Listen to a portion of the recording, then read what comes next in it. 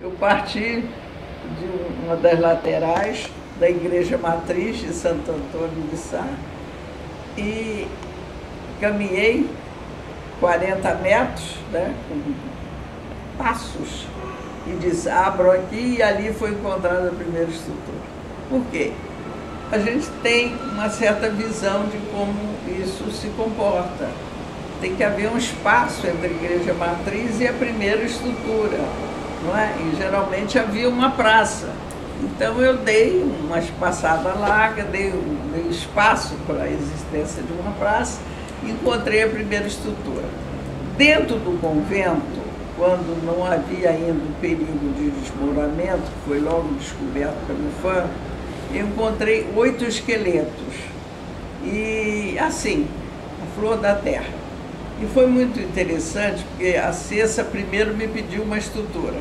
Ela era a coordenadora técnica geral do projeto. E eu dei para ela naquela semana. Na segunda semana, ela me pediu os enterramentos. Eu fui para a Capela da Ordem Terceira e tirei 8 enterramentos.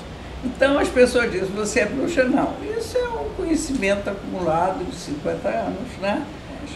Eu encontrei uma estrutura antiga, pequena, sobre o convento, que eu acho que seja a capela de 1612, construída pelos jesuítas. É uma suposição, entendeu? Ia haver uma capela e depois houve aquela coisa gigantesca que foi o convento, não é?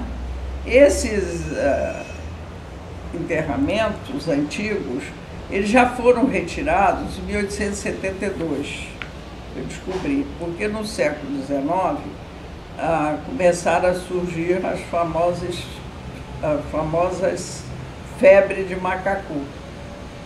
Então, o convento foi abandonado em 1872. Com isso, havia uma lenda de 3 potes de ouro que estariam enterrados. Então houve um vandalismo acelerado, tiraram todos os pisos, todas as lápides e os caixões viraram. Os caixões viraram à procura de algum anel de bispo, de algum colar de bispo. Se encontraram, eu não sei.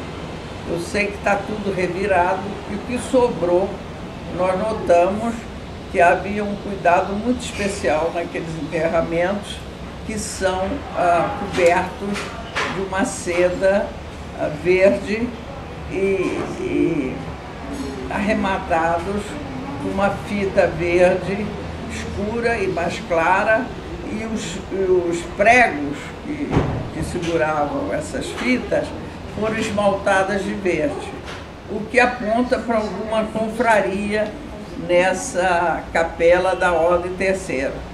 É possível que tenha havido uma confraria na Capela da Ordem Terceira. Há sempre no mito um fundo de verdade.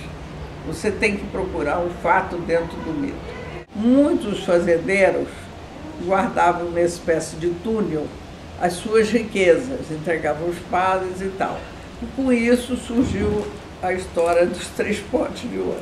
Então, a partir de 1872, houve um vandalismo muito grande naquelas estruturas, entendeu? Nós apresentamos agora num congresso na Plata o resultado do estudo desses esqueletos. Eu já tinha notado uma abrasão dentária muito grande num deles, típica de índio. É possível que um índio tenha se convertido ao catolicismo, tenha se tornado franciscano. A falta de dente, né? E os esqueletos, de modo geral, são de jovens de 30 e poucos anos, e há um esqueleto especial que tem uma lesão craniana. Pouco a pouco, nós vamos levantando, reconstituindo a história dessa ocupação.